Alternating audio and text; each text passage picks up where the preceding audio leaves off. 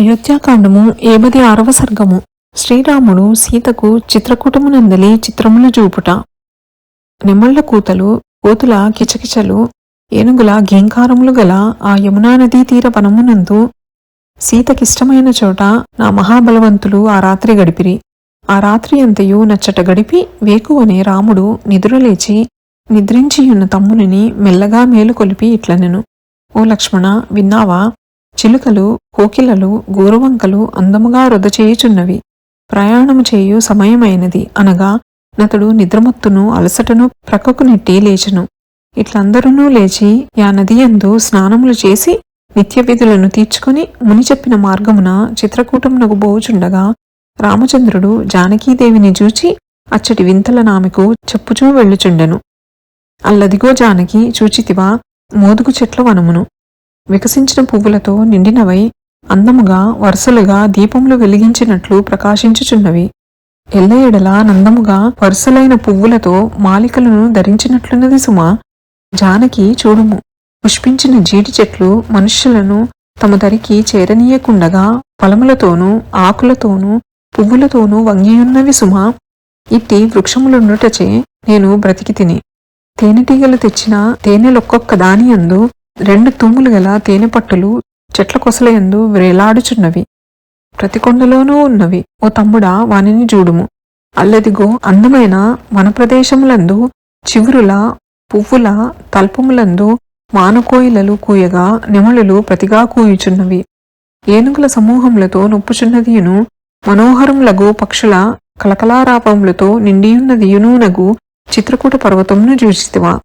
తమ్ముడా, ఆ పర్వతమునందు అందమైన సమతలమయ్యున్న చోటును చుట్టూను సారవంతమైన వృక్షములు కలిగి యొప్పుచున్న పుణ్యప్రదేశమునందు ఓ లక్ష్మణ మనము నివసించుదము అని చెప్పి గొప్ప సంతోషముతో తమ్ముడును సీతయు తన వెంట రాగా అనేక పక్షుల కలకలము గలదియు అనేక విధములగు పండ్లు కందమూలములు గలదియు మంచినీళ్లు గలదియు అందమైనదియు కోమలములైన లతలచే నల్లుకొనబడిన వృక్షములు గలదియు అనేకులగు తపస్సులకు నివాసమైనదియునగు చిత్రకూట పర్వతమును చేరెను. అచ్చట ఓ లక్ష్మణ, ఇది రుచ్యములైన అనేక ఫలములు గలది. బహువిధములైన పుష్పముల తీగలతో చెట్లతో నొప్పుచున్నది. మనోహరమై ఉన్నది. మనకిచ్చట సంతోషము సుఖజీవనము కలుగును. ఎక్కువైన తపస్సుచే నొప్పుచున్న మునులి పర్వతమునందు సుఖముగా నివసించుచున్నారు.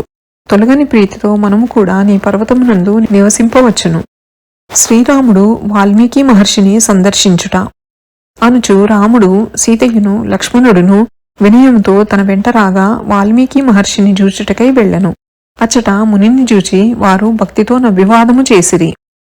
ఆ యనుగుడైన వాల్మీకి సంతసముతో వారికి తగువిధముగా నర్ఘ్యపాద్యములనిచ్చి విచ్చేయుడని స్వాగతము చెప్పి క్షేమమును ప్రశ్నింపగా ఆ రాముడును న్యాయము తప్పకుండగా తమ యొక్క పేర్లను తామచ్చటికి వచ్చిన కారణమును అతిభక్తితో చెప్పి ఆ ముని యొక్క ఆజ్ఞను పొంది తమ్మునితో నిట్లనెను: గట్టివైన కర్రలతో గట్టిగాను అందముగాను ఒక పర్ణశాలను గట్టుము అనగా నా లక్ష్మణుడును వృక్షముల కొమ్మలతో ఒక కుటీరమును గట్టెను. శ్రీరామ లక్ష్మణులు చిత్రకూటమున పర్ణశాల నిర్మించుట. గాలి వలనను వాన వలనను చలింపని దానిగాను బయట ఆవరణములు బాగుగా గట్టుటచే భద్రమైన దానిగాను ఒప్పుచున్న పర్ణశాలను చూచి ఏకాగ్రతతో సేవ చేయుచున్న లక్ష్మణుని చూచి శ్రీరాముడు: లక్ష్మణ, జింక యొక్క మాంసమును సంపాదింపుము. పర్ణశాలకు పూజ చేయవలేను. చాలా దినములు భూమి మీద జీవింపదలిచిన వారు వాస్తుశాంతి విధులను తప్పకుండా చేయవలేను. కనుక చేయవలసిన విధానమును తలచిన వాడవై లక్ష్మణ, అడవిలోని నొక్క హరిణమును జంపి తీసుకుని రమ్ము అనగానే యతడా ప్రకారముగా చేయగా మరలా రాముడు: లక్ష్మణ, ఆ లేడి మాంసమును వెంటనే ఉడకబెట్టుము. ఇది శుభదినము, ఇది స్థిర ముహూర్తము అని చెప్పగానే లక్ష్మణుడు కృష్ణమృగము యొక్క మాంసమును నెత్తురుపోదాకా బాగుగా అగ్నిలో నుడికించి రామునితో నిట్లనెను: అన్ని అంగములతో పరిపూర్ణముగా పక్వమొగుటచే ఈ లేడి పూర్వమున్నయుటలేయున్నది చూచితివా రామచంద్ర. ఇక లేచి చేయవలసిన కార్యమును జరిపింపుము అని చెప్పగా శ్రీరాముడు నీటిలో స్నానం చేసి నియమంతో జపం చేసి నిఖిలమైన విధానములను పూర్తి చేసి దేవగణములను తృప్తిని పొందునట్లుగా పూజించెను. అంతా అందరూ కుటీరంలోనికి వెళ్ళిరి. ముదముతో వైశ్వదేవ బలియును రౌద్ర వైష్ణవములను వాస్తుదోషం పోవునట్లుగా పుణ్యాహవాచనమును శాంతి జపములను జరిగించి ఇంకను అటువంటి మంగళకరములైన విధులను ఆచరించి ఆ దేవనది యందు తరువాత స్నానము చేసి క్రూరమైన భూతముల శాంతి కొరకు శ్రీరామచంద్రుడు శాస్త్ర సమ్మతముగా ప్రశస్తముగా బలులను నొసగెను.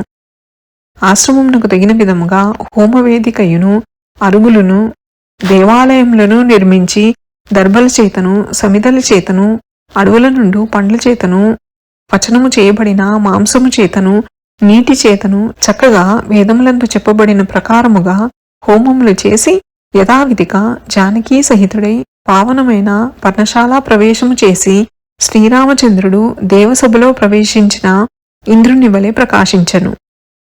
అనేక విధములైన మృగముల చేతను పక్షుల చేతను పుష్పములతో మనోహరములైన వృక్షముల చేతను ప్రకాశించుచు ఏనుగులు మొదలగు మృగముల ధ్వనులు గలదైన మాల్యవతీ తీరమునందు జానకీ రాఘవులు అడవులలో నుండి కష్టములను మర్చిపోవునట్లుగా ఆనందముతో విహరించిరి.